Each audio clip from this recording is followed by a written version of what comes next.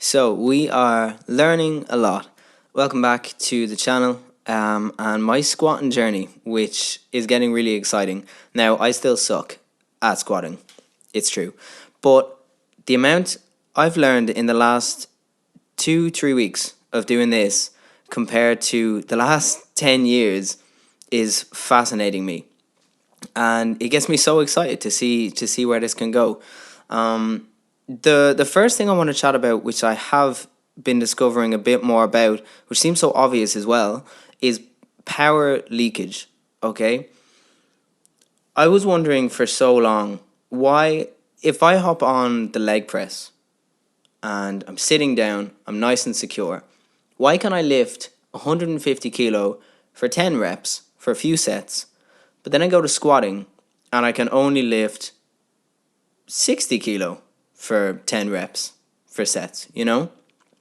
Now, obviously, you're more secure and it's going to be easier on the leg press for sure. Like I'm not trying to say like they should be equal by no means, but they're drastically different. They're too different.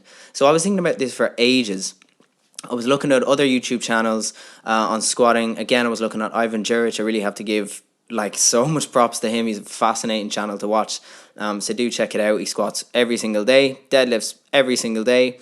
He's crazy, but yeah, he's doing so much legwork for people and really making it easy to understand. Training as a concept.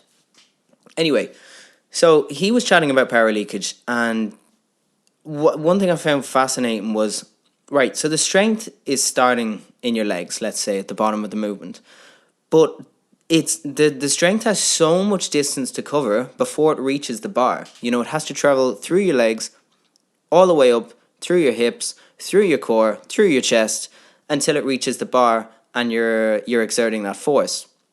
And how much of that is lost? So when you're on the leg press, there's very little power leakage because you're completely locked in. You're totally locked in. There's nowhere for the power to escape, and everything is tight, everything is strong, and the only thing you need to do is exert force through your feet, through your legs, and lift the weight. With the squat, it's getting leaked out before it gets to the bar. So by the time the strength gets to the bar, it's like I feel that half the power is just gone completely. And when I heard this from Ivan and a few other people, I was like, wow, that's what a shit hot fact, or just what a new way to look at squatting, and it just backs up again the core. My core is just outrageously bad, and again, I've never paid too much attention to it, so it got me really really excited. I went straight to my notepad where I write down my sessions, and I started putting core, adding it in, and already I feel a little bit different. Now I'm not saying like wow, in one session everything changed, but because I was working my core before and then I came in for this session, my body was better off at like flagging the issues that are there. You know, I felt the muscles trying to work, even though they're still not strong enough, obviously, because I haven't given it time, but I understood more about the direction of where I need to go. Now, actually, here's something for you. Here's a failed rep of 100 kilos, which I went down for. Now, I put it on literally just for the hell of it. I was like, following up from last week, I chatted a lot about being scared to fail. So here's the fail. I knew it's not happening. Bail out of the rep. It's my first time bailing from a rep, and I won't lie, it was kind of thrilling. But what I was talking about last week was being afraid to fail and not being able to push the boundaries. And I'm really happy I went for this 100 kilo for the one rep, full depth, because now I know I can't do that. I cannot, and I'm not afraid to try it again. I'm not afraid to bail from a rep, and I'm not afraid to push the boundaries, which is a huge step for me. In general, for all of my training, it frees up your mind a lot. You know, when you put the weight on the back of on your back, when you unrack the bar, you know, it's in these kind of moments you can really weigh yourself out completely. Like if the bar feels a little bit too heavy or a bit heavier than last week on your back, suddenly you're like, oh, no way I'm going to be able to squat this. No, it's not going to happen. And you've already lost the battle before you've even begun.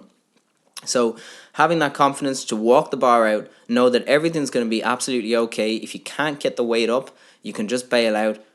That's really freeing and gets me super excited as well for the rest of the training.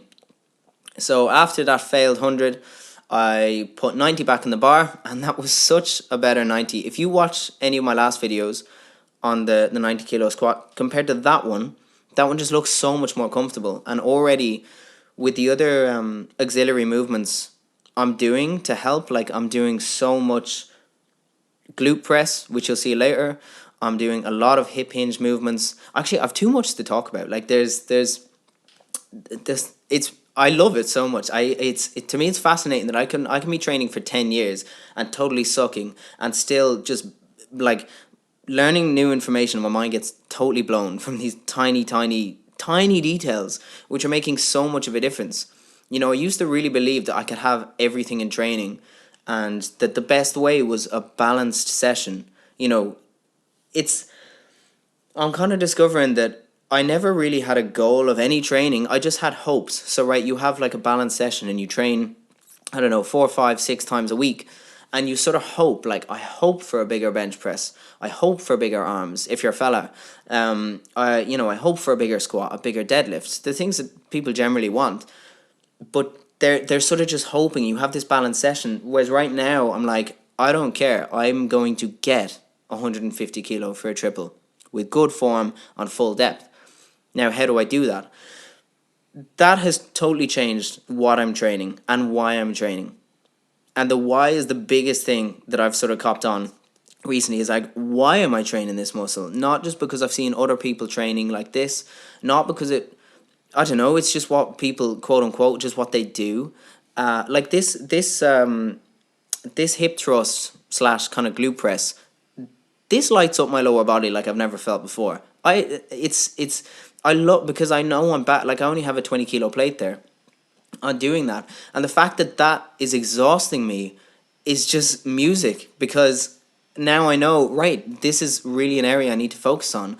This is going to help. And it feels so good doing that exercise. Like my body is letting me know, yes, this sucks, but this feels great. Keep doing this. This is going to help.